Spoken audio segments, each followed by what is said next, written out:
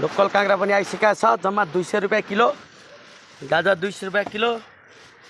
loss यो सबै तरकारी मिलाएर 200 रुपैयाँ किलोमा राजा पनि आइसकेको छ काउली क्याप्सिकम मोटो कोसा पनि आइसकेको छ अर्के फर्सी पनि आइसकेको छ नेपाली फर्सी कागती धनिया मेरो पनि देखाउ न हेलो गुड मर्निङ ल आलु प्याज पनि आइसक्यो यहाँ नयाँ आलु या ल आलु प्याज पनि हाम्रै हो आज तँलाई ठक्क लाएर अदुवा लसुन प्याज टाक्काङ टुक्कुन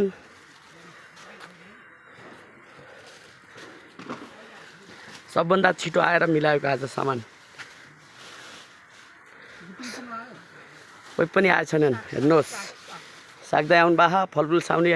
आउनु भएको छ दिदी मिलाउनु भएको छ